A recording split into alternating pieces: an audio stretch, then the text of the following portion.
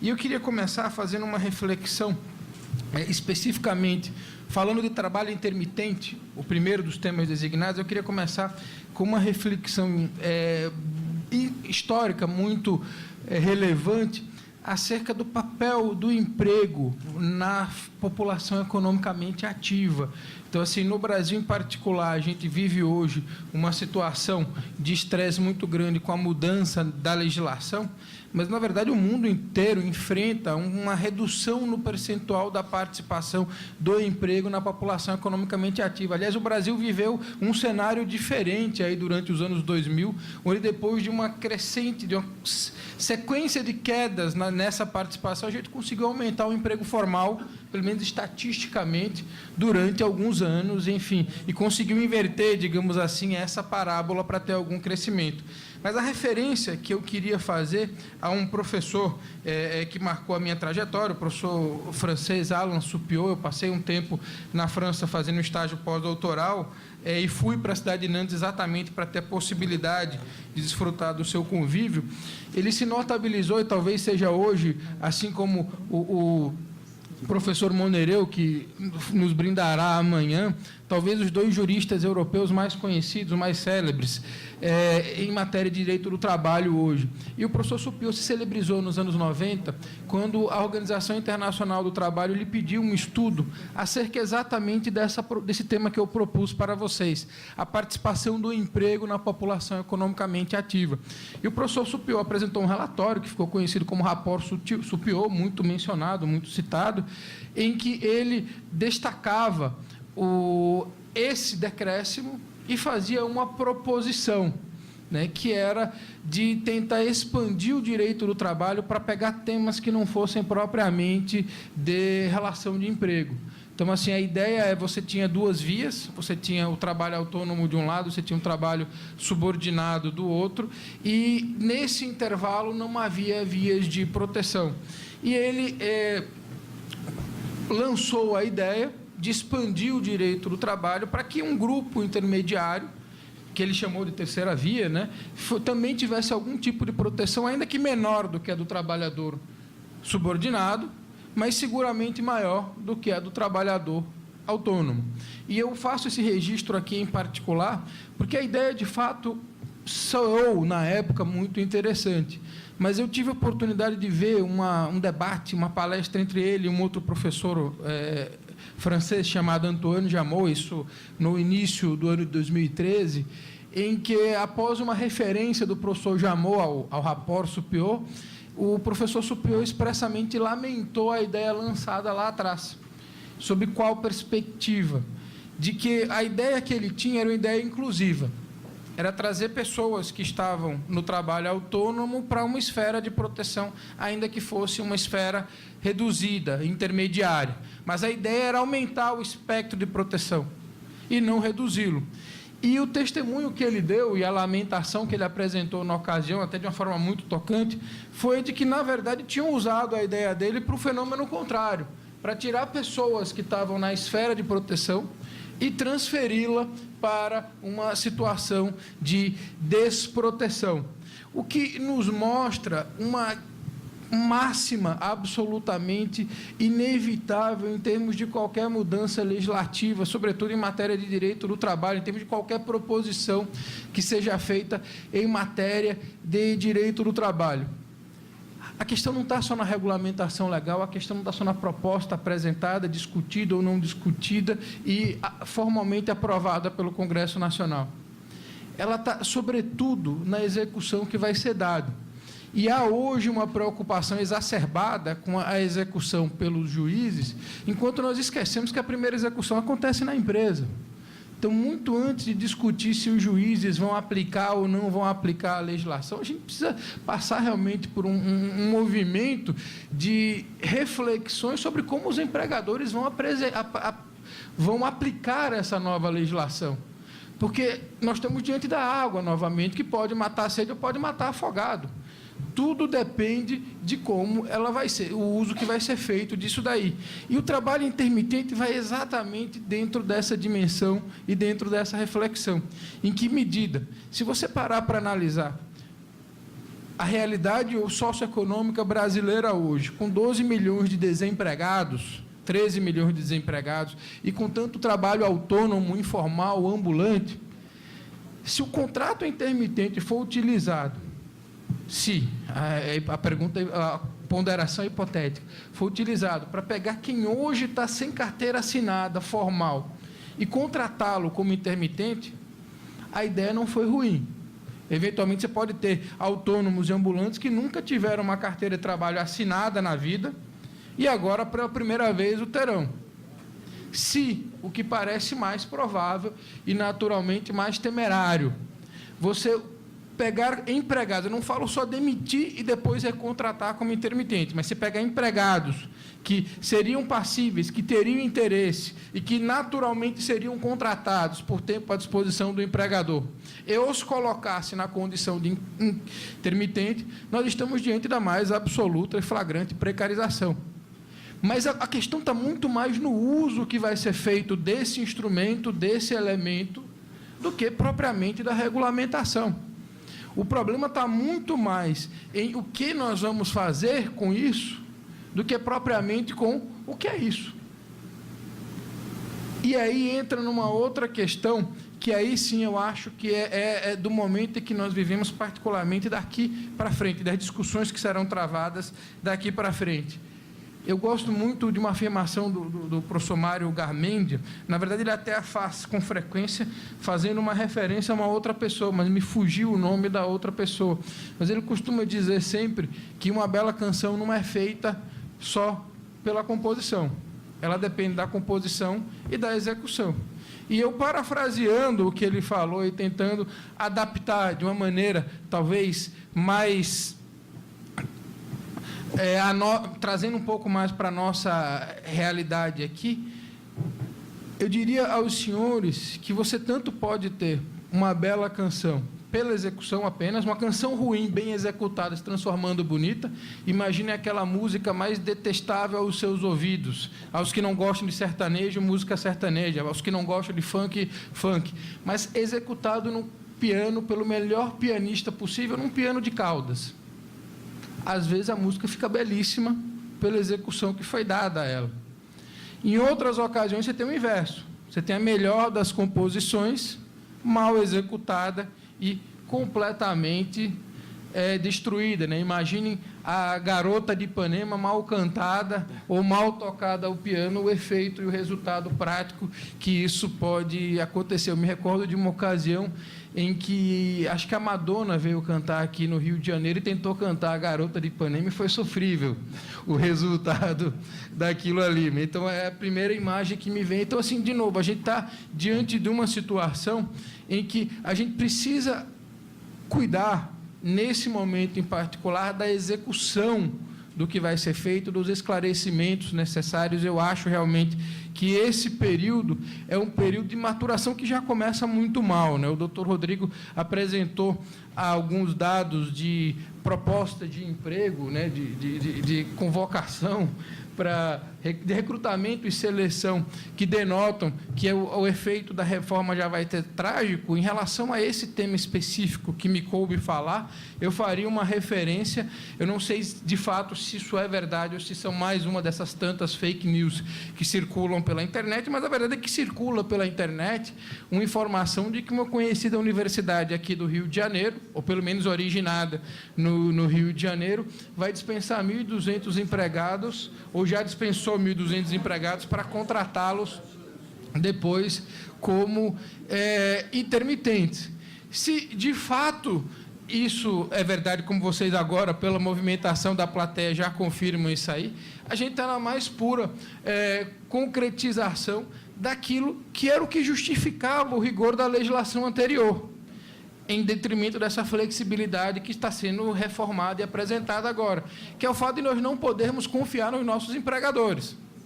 Então, assim, esse é o ponto em que nós efetivamente chegamos em matéria de trabalho intermitente. Nós precisamos, de fato, daquela regulamentação que alguns chamarão de arcaica, inflexível, dura, rígida, anciã, porque simplesmente não é possível confiar nos nossos empregadores. O que poderia ser feito e precisaria ser feito a partir de agora, pelo empregador que quisesse, de fato, modificar o sistema, implantar uma modificação nesse sistema, seria efetivamente aproveitar a mudança legislativa feita num gap, digamos assim, de um governo transitório, numa situação, de certa maneira, até inesperada, alguns anos atrás, que resultou nessa aprovação legislativa, e mostrar que ele é capaz de ter flexibilidade com responsabilidade, que é possível que a lei seja flexível, porque ele vai ter responsabilidade na execução e na aplicação. Mas o que a experiência prática desses primeiros momentos, desse primeiro mês de nova legislação, demonstra é que não dá para confiar, de fato, e, por isso, é preciso, aquela legislação rígida e inflexível do passado seria, de fato, necessária. Mas eu vou apresentar para vocês, muito sutilmente, o que há em termos de trabalho intermitente, depois falar um pouco sobre a questão da remuneração, para, enfim, apresentar uma conclusão final. Em relação às mudanças, a legislação define o trabalho intermitente como aquele em que há alternância de períodos de prestação de serviços e de inatividade determinados em horas, dias ou meses, independentemente do tipo de atividade do empregado e do empregador. Basicamente, ele vai inverter um grande dogma do direito do trabalho, como, aliás, a reforma impactou tantos outros dogmas, né? Um deles, o doutor Rodrigo fez várias referências aqui, é o princípio da norma mais favorável. A reforma tenta implantar, ou implanta, pelo menos legislativamente, o princípio da norma mais específica. Pelo texto aprovado ao final e sancionado pelo presidente da República, não há mais princípio da norma mais favorável no Brasil. O que se tem é o princípio da norma mais específica, vai prevalecer a norma mais próxima à realidade do trabalhador, mas ele subverte um outro elemento da relação de emprego que, historicamente, é absolutamente necessário, que é o princípio, que é o elemento da alteridade, né, segundo o qual quem assume os riscos da atividade econômica é, efetivamente, o empregador. Com o contrato intermitente, ou em relação ao contrato intermitente, quem está assumindo os riscos da atividade econômica é o empregado, porque, se não está tendo giro econômico significativo, ele não vai ter convocação para trabalhar, consequentemente, não vai ter a remuneração correspondente a essa convocação. Após a medida provisória 808, que alguns comemoram, outros lamentam, e acho que, em particular, quem tem muito a lamentar são as editoras de livro, né, que publicaram séries e séries de manuais sobre a reforma trabalhista e, de repente, agora já estão fazendo novas tiragens, reciclando material antigo, queimando o estoque, porque, afinal de contas, mudou. E foi falado aqui anteriormente, e é uma grandíssima verdade, não sabemos o quanto disso vai sobrar. Só para lembrar os senhores, a CLT tem 922 artigos e nós temos uma medida provisória com mais de 900 emendas, né? De repente, reescreveram a CLT inteira ainda, e a gente não está sabendo, porque, afinal de contas, as primeiras versões não foram ainda divulgadas. Agora, esse texto, modificado pela medida provisória 808, entre outras coisas, estabelece uma forma específica para o contrato de trabalho intermitente. Ele tem que ser celebrado por escrito, tem que ser registrado a particularidade da contratação intermitente na carteira de trabalho, a identificação das partes, como acontece normalmente, local e prazo para o pagamento da remuneração, que tem que ser mensal, e o valor da hora ou do dia de trabalho, conforme seja a contratação do trabalho intermitente. Porque, sim, você pode ter um intermitente contratado por hora, é isso que o texto legal deixa claro, ou um intermitente contratado por dia. O sujeito que vai ser convocado para dias de trabalho ou que vai ser convocado, eventualmente, para horas de trabalho. O prazo para convocação é de, pelo menos, 3 dias corridos, com 3 dias de antecedência. E o tempo para resposta do empregado, aliás, acho que eu suprimi, perdão. O tempo para resposta era de 1 dia, passou a ser de 24 horas agora. Lembrando que não é a mesma coisa, né? Um erro muito comum, principalmente para quem trabalha com RH, refletindo um pouco da nossa cultura brasileira, do que nós fazemos habitualmente, é simplificar as coisas, convertendo dias em meses, e meses não, perdão, exatamente, dias em meses e meses em anos. Perdão, horas em dias e dias em meses, né? Então, 90 dias são 3 meses, né? e 24 horas é um dia. E isso, na prática do direito do trabalho, gera alguns inconvenientes, alguns desconfortos inevitáveis, né? O exemplo mais comum é o do contrato de experiência, que é em 90 dias, e o sujeito começa a contar, imaginando que não fosse feriado, do dia 1º de maio. Né? Maio tem 31 dias, junho 30, julho 31. E o sujeito, como ele converteu ali os dias em meses, chegaram a 3 meses, e ele foi mandado embora no último dia do mês de julho.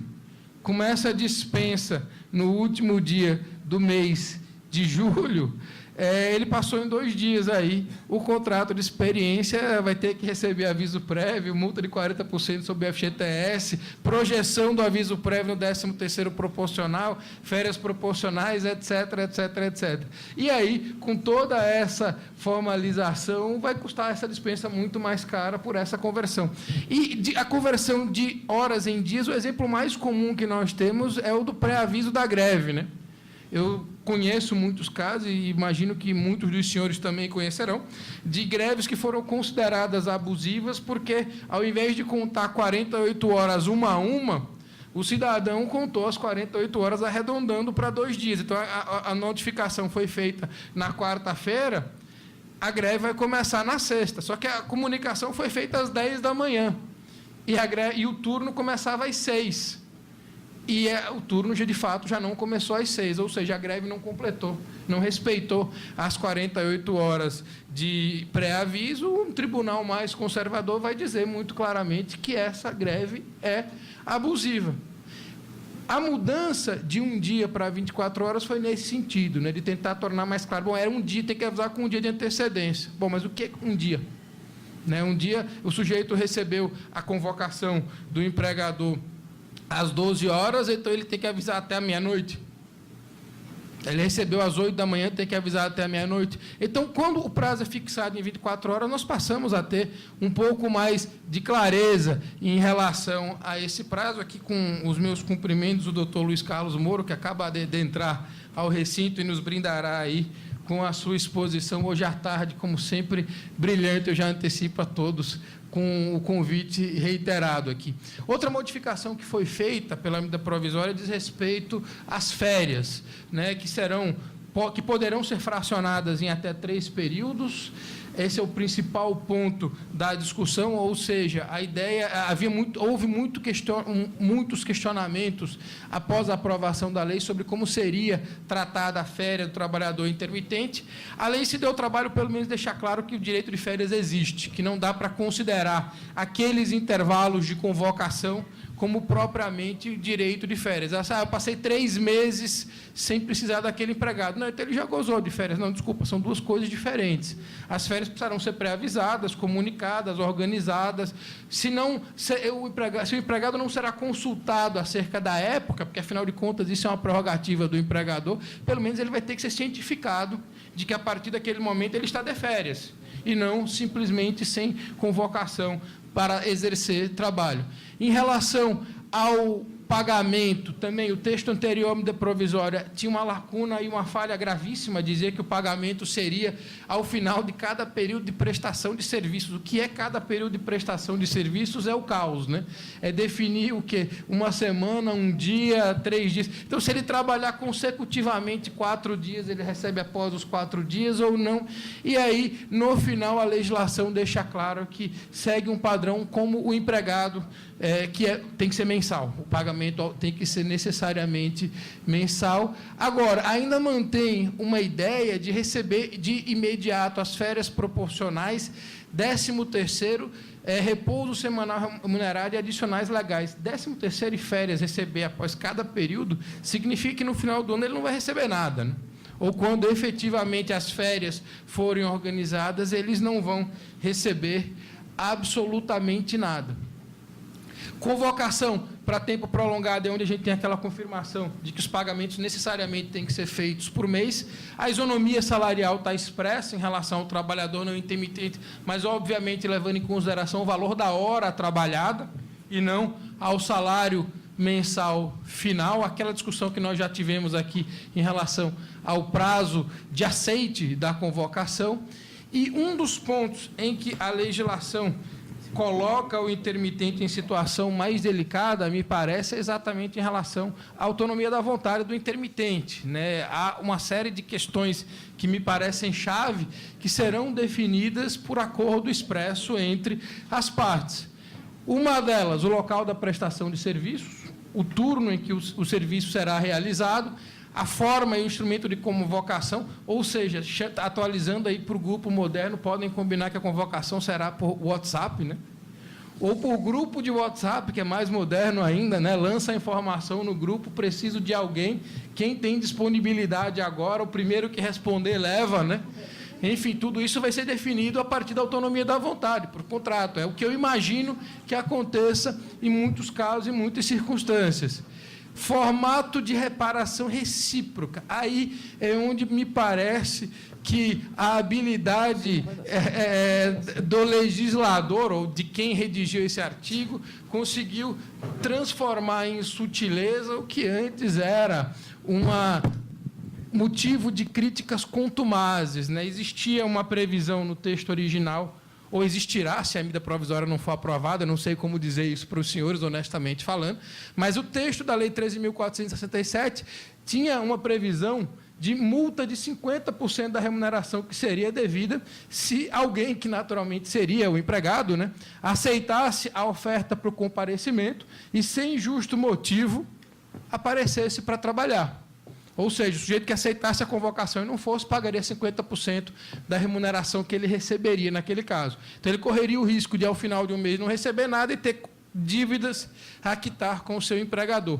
E pareceu, num primeiro momento, que o legislador tinha se sensibilizado com todas as críticas e dito lá, não vai mais haver punição, pelo menos isso mudaram. E a grande verdade é que a punição agora é a autonomia da vontade. De repente, vai ter alguém que vai pôr no contrato aí, com a cara dura, que vai ser 100% a multa, para quem não comparecer. Afinal de contas, não comparecer é gravíssimo. Olha o prejuízo que causou para o meu empreendimento. Então, assim, engana-se quem realmente acha que não haverá punição, ou não há previsão de punição para o não comparecimento. Período de inatividade é aquele período em que o sujeito não está de férias, porque não foi comunicado disso, não está trabalhando, mas ele está assumindo os riscos da atividade econômica, e invertendo e eliminando, sob esse aspecto, para esse contrato, o elemento clássico da alteridade nas relações de emprego, assumindo ele, empregado, os riscos da atividade econômica. Ele está à disposição, ele tem interesse, ele tem tempo, mas não há necessidade da presença dele ali. Então, ele não vai trabalhar e não vai, naturalmente, receber nada por isso daí. Tá? Algumas definições, por exemplo, são meio curiosas, né? Em relação ao período de inatividade. O legislador se deu ao trabalho de definir, de liberar o empregado para trabalhar em outro serviço intermitente ou não, durante o chamado período de inatividade, dispositivo que, para mim, permite uma interpretação muito clara, embora não expressa, mas esse parágrafo 1º do artigo 452-C, a mim, deixa uma clareza muito grande de que não há possibilidade alguma de exclusividade em contrato de trabalho intermitente. Então, assim, cláusula de permanência, exclusividade em contrato de intermitente são vedados expressamente pela legislação. Afinal de contas, ele pode prestar serviços de qualquer natureza a outros tomadores de serviço que exerçam ou não a mesma atividade econômica. Então, ele pode trabalhar livremente para o concorrente na hora que quiser, e qualquer cláusula de permanência, de não concorrência, de exclusividade que disponha em sentido contrário, é ilegal, completamente inválida na forma da legislação. Aqui tem uma situação muito curiosa, uma situação nova de rescisão indireta do contrato de trabalho. O sujeito que não for convidado a trabalhar como intermitente durante um certo período pode rescindir indiretamente o contrato de trabalho, o que, aliás, é mais do que justo, dadas as circunstâncias da contratação. A curiosidade é que esse período é de 1 ano.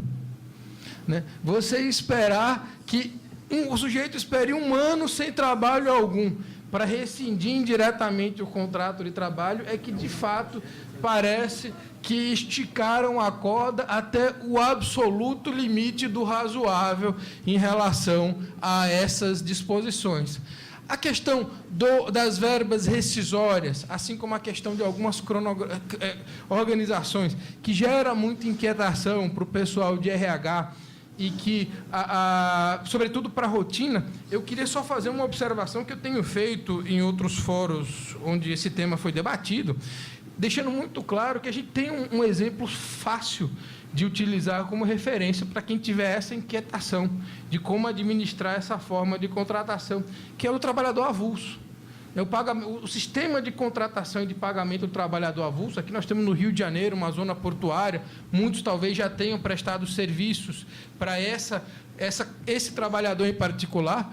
O trabalhador avulso, ele funcionava de uma certa maneira como o nosso intermitente. E eu sei que num porto como os do Rio de Janeiro, do estado do Rio de Janeiro, como o de Santos, como o de Paranaguá, no Paraná, os avulsos têm trabalho o ano inteiro. Mas eu fui bancário quando fazia graduação em Direito e trabalhei exatamente na agência do Porto de Natal. E lá era muito comum o sujeito ter 3 meses de trabalho por convocação como avulso e depois passar 3 meses sem trabalhar. Aliás, tem uma previsão na lei do FGTS que permite a liberação dos depósitos feitos lá nessa circunstância exatamente por isso daí. Então, assim, de uma certa maneira, em termos de organização e de gestão, o melhor exemplo que nós temos para nos pautar, imaginando quem eventualmente tenha interesse em contratar alguém como intermitente, é efetivamente o do trabalhador avulso.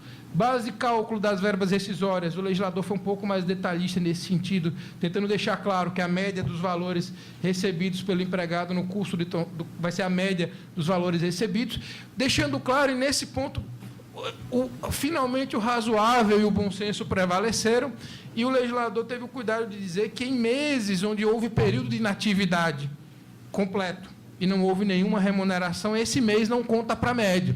Pelo menos essa é a interpretação que eu faço do parágrafo 1º do artigo 452, letra F. No cálculo das médias, se houve eventualmente um mês sem nenhuma prestação de serviços, esse mês não vai entrar no cálculo da média. Também deixar claro que a regra é o aviso prévio indenizado, não há possibilidade, até porque seria bastante curioso a forma de metrificação, de parametrização do aviso prévio trabalhado, né? Quantos dias você vai trabalhar? Aí vai fazer uma média dos dias que trabalhou ao longo de um ano, para dizer, não, você vai trabalhar 6 horas, né? Porque, afinal de contas, essa era a média de horas mensais que você trabalhou. Então, aviso prévio para esse trabalhador, segundo a legislação, obrigatoriamente indenizado.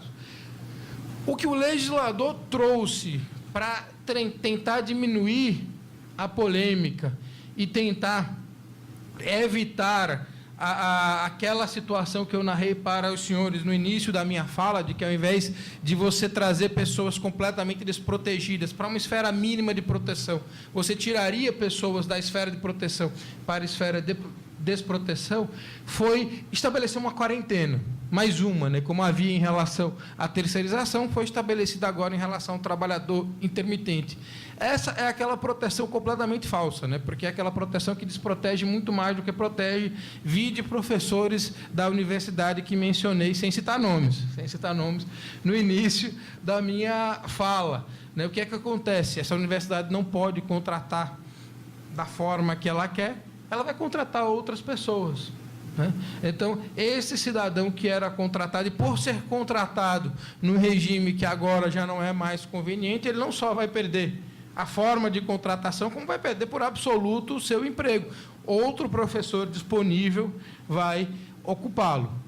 Em relação ao INSS e o FGTS, a interpretação que eu faço do artigo 452 é simples e não consigo, por mais que eu leia o dispositivo, interpretá-lo de outra forma.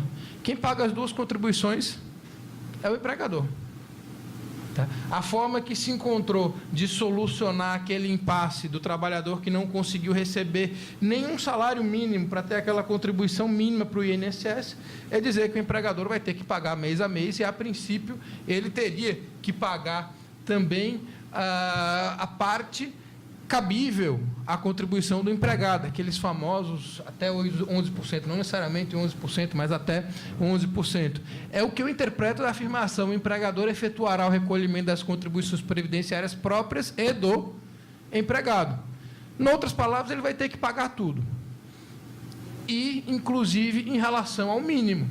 Se o sujeito não trabalhou o suficiente para receber nem o mínimo, o INSS dele é recolhido.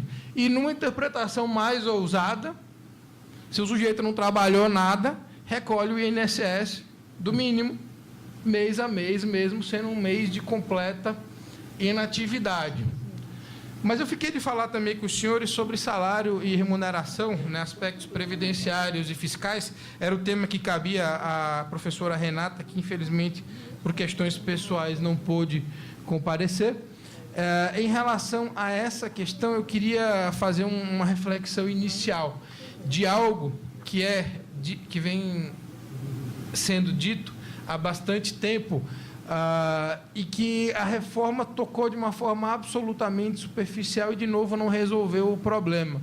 Que o problema do custo Brasil, do custo da mão de obra do Brasil, não está no que o empregado recebe. De fato, se você converter em moedas estrangeiras, particularmente no dólar, o salário mínimo brasileiro ele é baixíssimo, comparado com qualquer país minimamente em condições de postular uma condição de país em desenvolvimento, digamos assim. O salário é baixo. O problema, e o que é sempre apresentado, é o custo, o problema é o que sai do caixa da empresa e não chega à conta corrente ou ao bolso do empregado. Esse é o problema histórico do Brasil clássico. E, na verdade, isso é uma questão histórica que está muito ligada a um fato e um marco cultural brasileiro perceptível, mas que a gente insiste em negar. Nós, brasileiros, adoramos um privilégio. A gente só não está disposto a pagar pelo privilégio do outro. Mas, quando é para nós, nós adoramos. Quem não gostaria de se aposentar, como aconteceu tanto no passado, hoje não mais, mas aos 50 anos, com salário integral e viver até os 97. Mas, obviamente, para alguém ter esse privilégio, outra pessoa vai pagar a conta.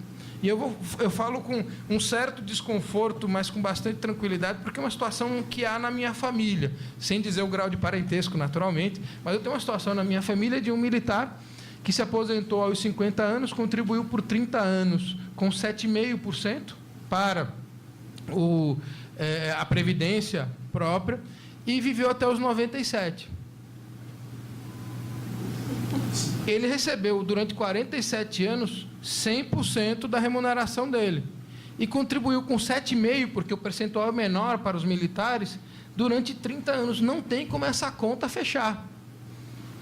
Não há a menor possibilidade dessa matemática funcionar. Alguém vai pagar a aposentadoria dele. Dizem que são os parentes dele, no qual eu me incluo, né? Mas não foi o suficiente. Esse mesmo cidadão brasileiro, ele deixou 2 filhas solteiras, que já recebem a pensão deles há 10 anos.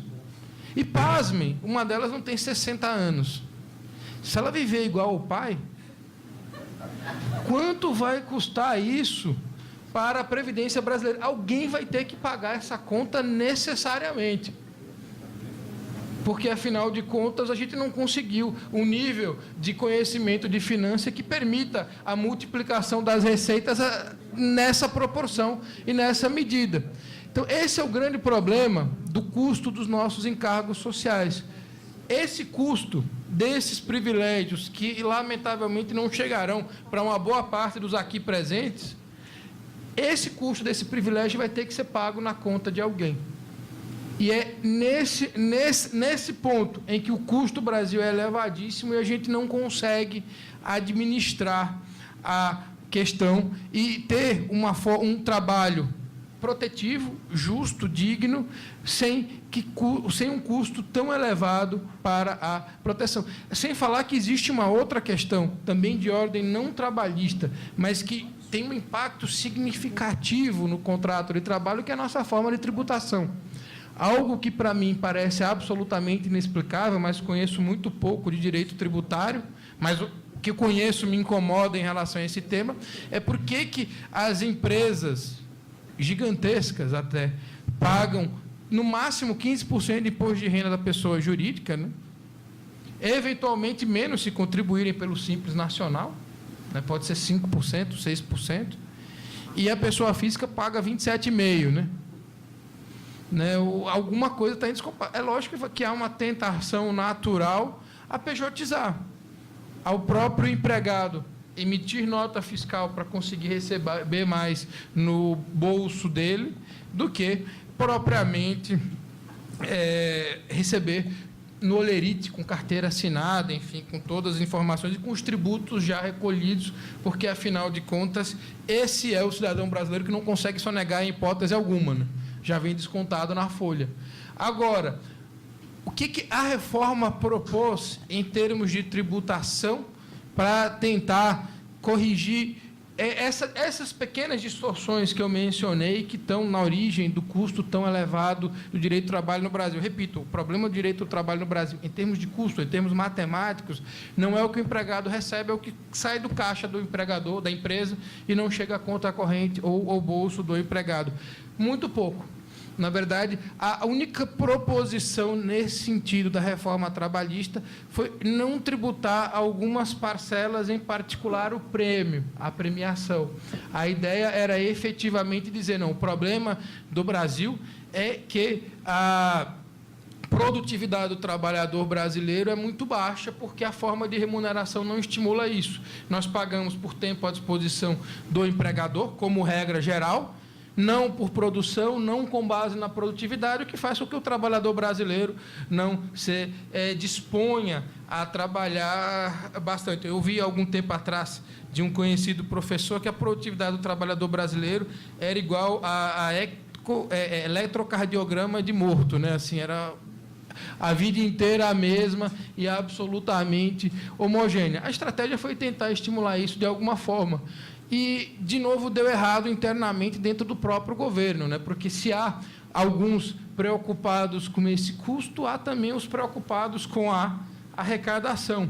E houve um receio significativo de queda da arrecadação a partir dessa possibilidade, até porque existia um conhecido freio para evitar fraudes em matéria salarial, que era aquela presunção de salário para as diárias quando superassem os 50% da remuneração correspondente, que havia sido retirado expressamente da legislação. E aí o legislador o legislador secundário, já, digamos assim, né, o redator da medida provisória, ele reintroduziu alguns freios para tentar evitar essa liberdade plena, esse pagamento 100% baseado em produção. Mas, enfim, só para passar para vocês algum panorama geral, eu separei um comparativo entre o que havia sido definido na Lei 13.467 e na medida provisória 808. A lei falava em gratificações legais como integrantes do salário. Agora, gratificação legal é um conceito muito curioso, né? Quando falaram em gratificação legal, a minha interpretação automática e inevitável foi a gratificação natalina, né? Que há muito tempo chamamos de 13º.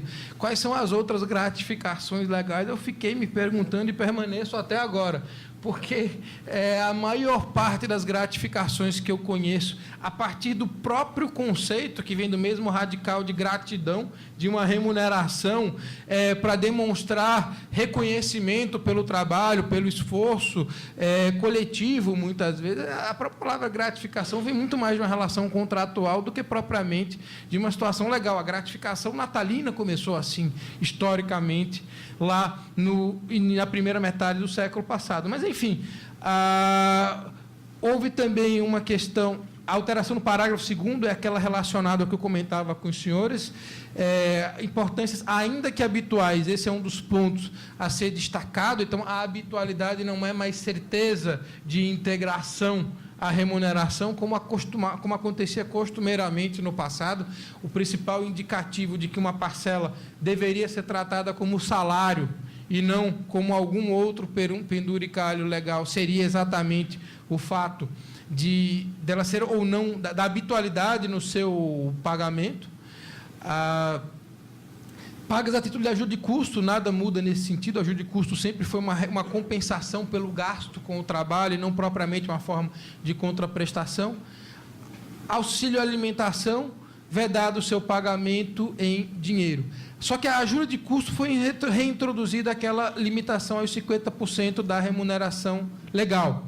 Auxílio alimentação vai dar seu pagamento em dinheiro, faltou dizer que tinha que ser com base no programa de alimentação do trabalhador, e provavelmente não o fez por uma explicação ligada à própria amplitude que o programa teve, né? A ideia do programa de alimentação do trabalhador era melhorar, em termos nutritivos, a alimentação de cada trabalhador brasileiro. Então, a ideia era que só fossem credenciados no programa de alimentação do trabalhador restaurantes fiscalizados, vistoriados, analisados e que tivessem uma alimentação que fosse, de fato, compatível com o que desejava o legislador da época. Qual é o grande problema? De repente, ficou muito fácil se cadastrar no PAT, né?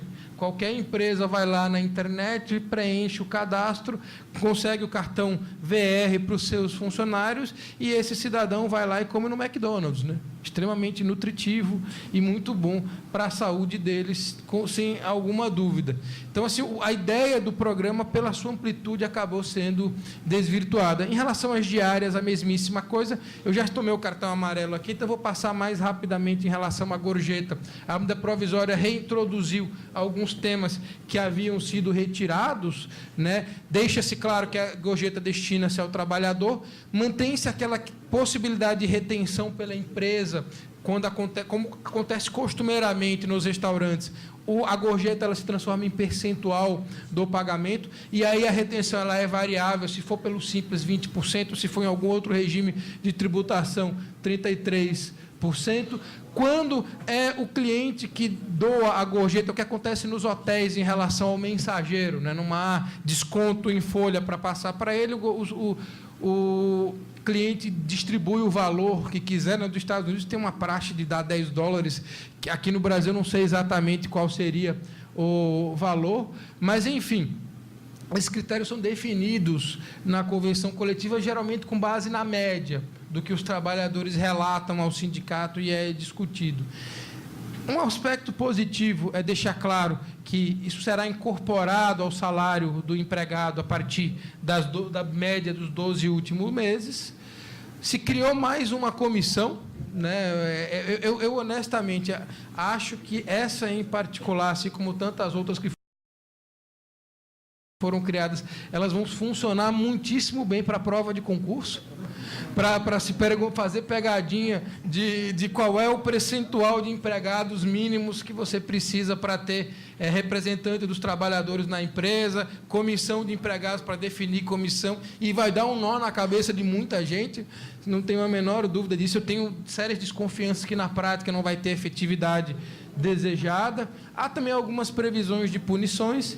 E aí, em relação ao prêmio em particular, que era a cereja do bolo da reforma aprovada pelo Congresso Nacional, possibilitar que a maior parte da remuneração, ou um percentual expressivo da remuneração, fosse baseada em produtividade, em prêmio, em desempenho, em resultado, e não propriamente no tempo à disposição. E isso depois da pressão que foi exercida. Parece que o Palácio do Planalto recuou e estabeleceu que o prêmio só pode ser pago 2 vezes ao ano, aproximando-se muito da figura da participação nos lucros e resultados, da figura histórica da participação dos lucros e resultados que sempre tivemos. Era essa a breve reflexão que preparei aos senhores em substituição ao que falaria a doutora Carolina, a doutora Renata. Eu queria deixar uma mensagem final para os que estão aqui presentes, repetindo inicialmente aquilo que eu falei a princípio, né? Toda canção, para ser uma bela canção, ela tem que ser ou muito bem executada ou muito bem composta, ou de preferência os dois.